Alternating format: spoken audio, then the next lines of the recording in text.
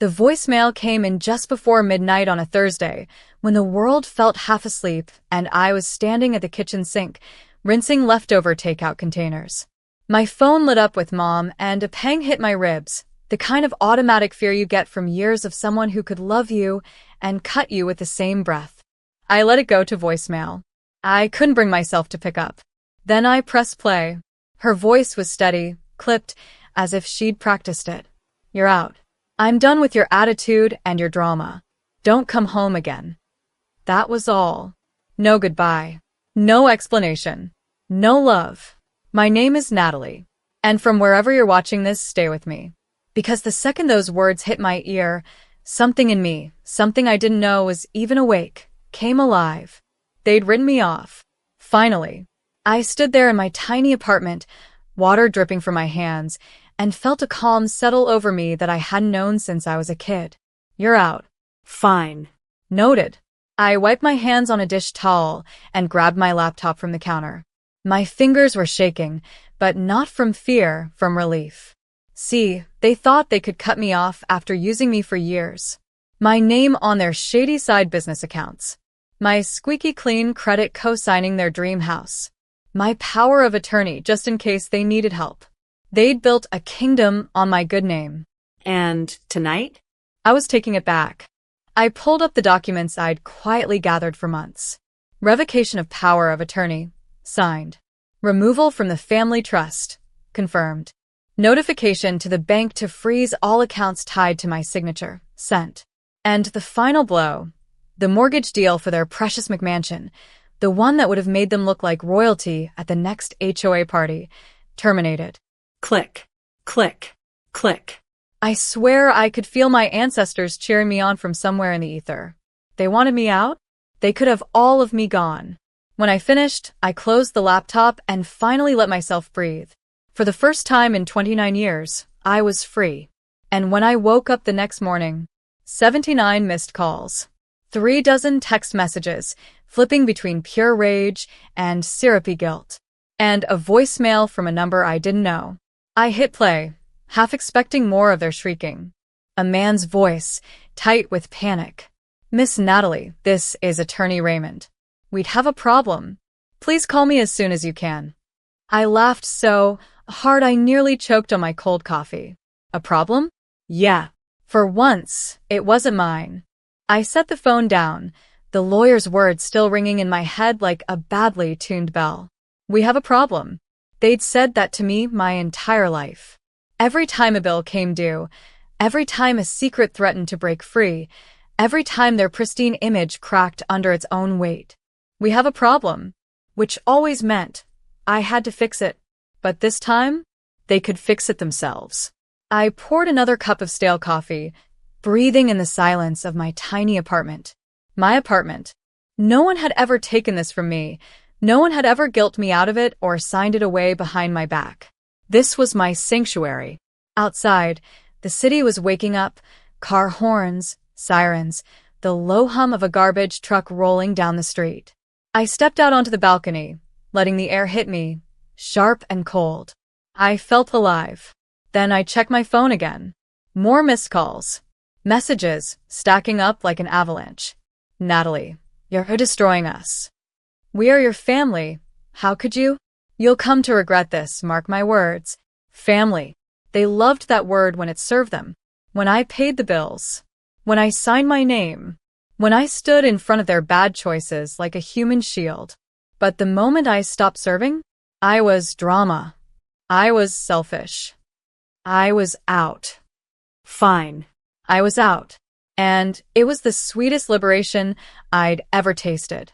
My phone buzzed again, another unknown number. For a second, my stomach knotted, the old fear flashing through me. But then I remembered whose name was on the accounts now. Mine. I answered. A woman's voice this time, clipped and professional. "Miss Natalie, this is Wellsworth and Associates. I'm afraid there has been a legal complication with the family trust. Your removal was processed without advance notice to your parents, which is being contested.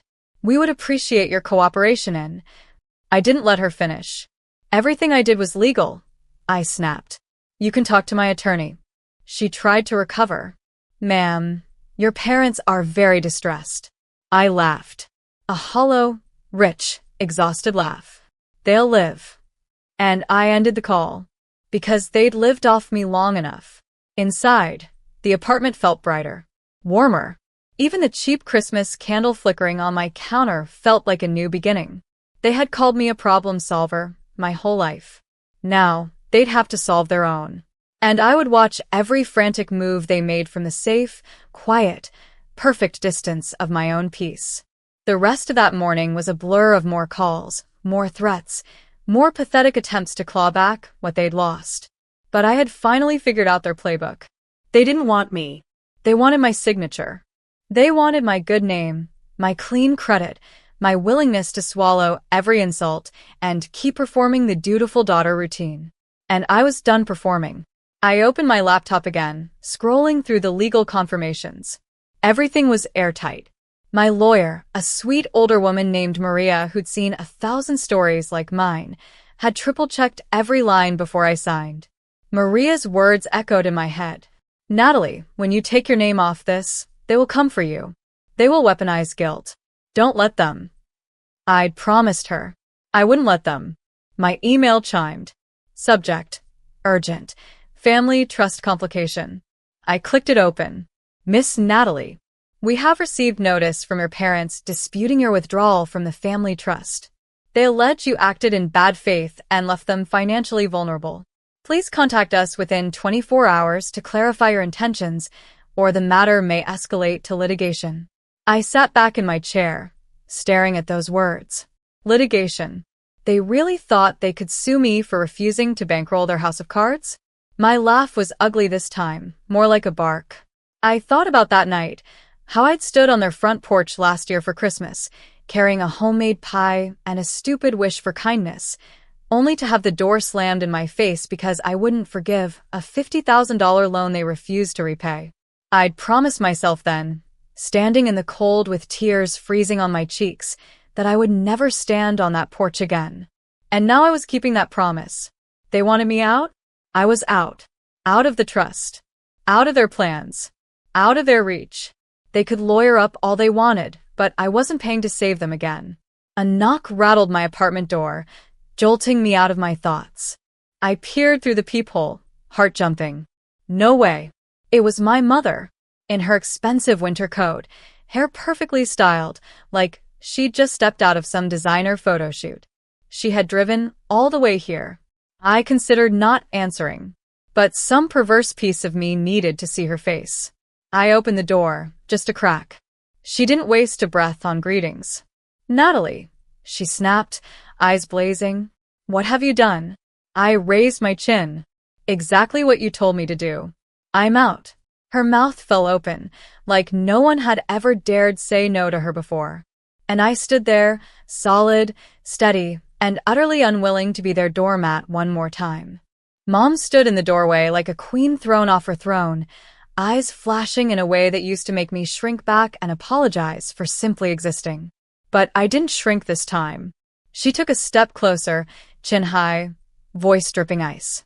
You've humiliated us. Do you understand? The bank called. The house deal is dead. Your father is furious. Everyone will know. There it was. The truth. Not you've hurt us. No. That would have required honesty. What she meant was, you've made us look bad.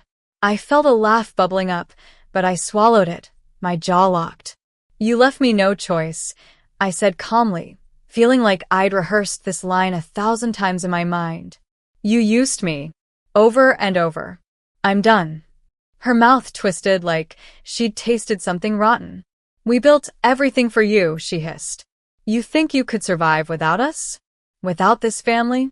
I almost admired her nerve. Mom, I said, letting the word hang in the cold air. The only thing you ever built on me was debt. And I'm not carrying it anymore. She tried to step past me into my apartment, like she owned it. I blocked the doorway with my shoulder. No, I said. You don't come in here. She looked truly shocked, the way a lion might look if the gazelle suddenly turned and bit back.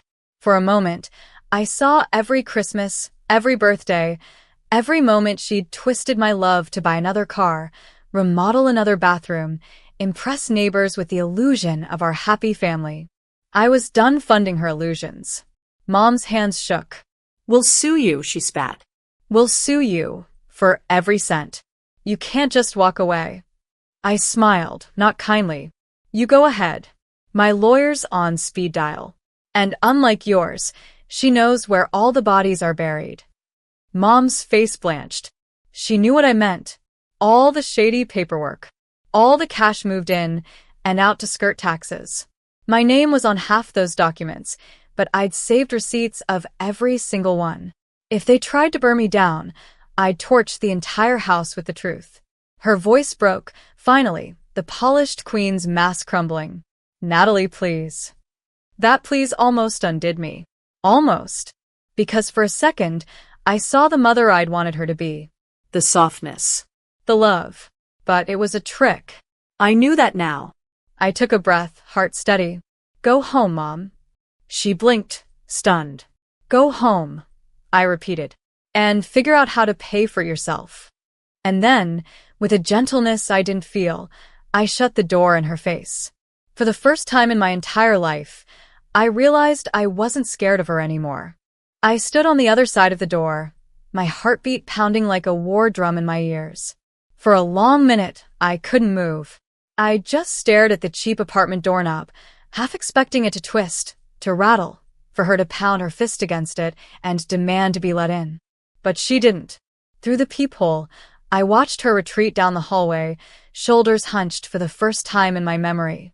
She looked small, and I almost felt sorry for her. Almost. I went back to my couch and sank down into it, feeling every bone in my body exhale. They had trained me so well. Trained me to jump at the first sign of disapproval. Trained me to fix every crisis, no matter how they caused it. Trained me to measure my worth in how useful I was to them. And now? I was unlearning. My phone buzzed again, this time a new number. I answered, expecting another lawyer. Instead, it was Maria, my attorney. Natalie, she began gently, I heard from their firm.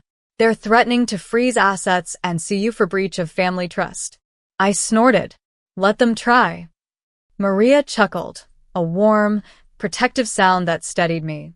That's what I told them. Silence stretched between us. How are you holding up? She asked.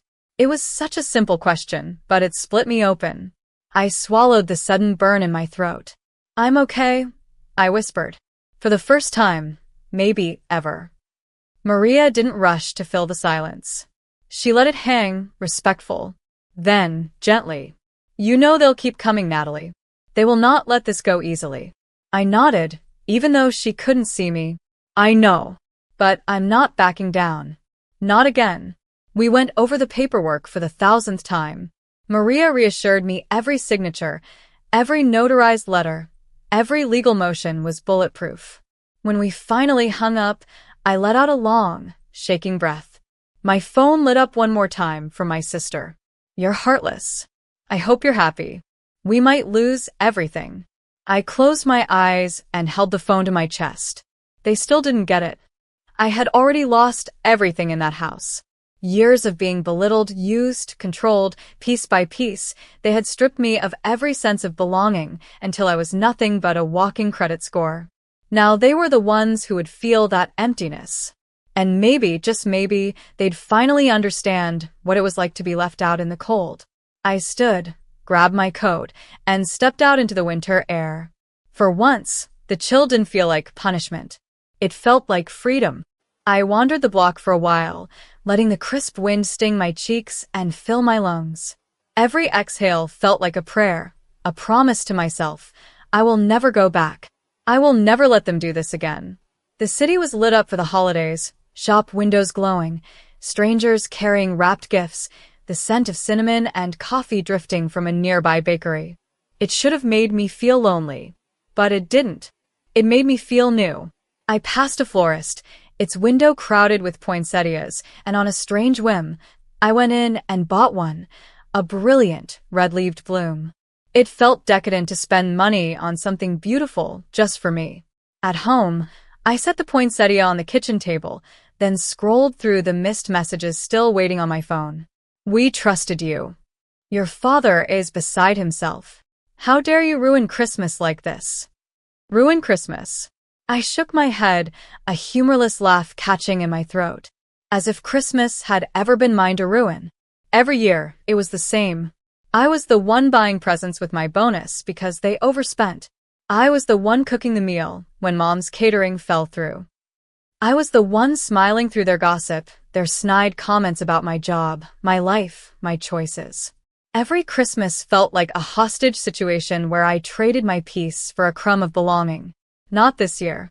I stood by the window, watching flakes of snow start to drift down again, soft and silent. It hit me then. They might actually lose the house. The trust was too tangled to survive without my name stabilizing it, and the bank had no reason to show them mercy now. For a moment, I imagined their voices, their horror, the way they'd scramble to blame anyone but themselves. It should have made me guilty, but it didn't. It made me feel just because I had warned them so many times. I had begged them to stop taking more than they could pay back. I had pleaded with them to leave my name out of their games. They hadn't listened. And now? Now the bill was due. My phone buzzed again. One final message from Mom. We will never forgive you for this. I smiled, tracing the edge of the poinsettia's bright leaves.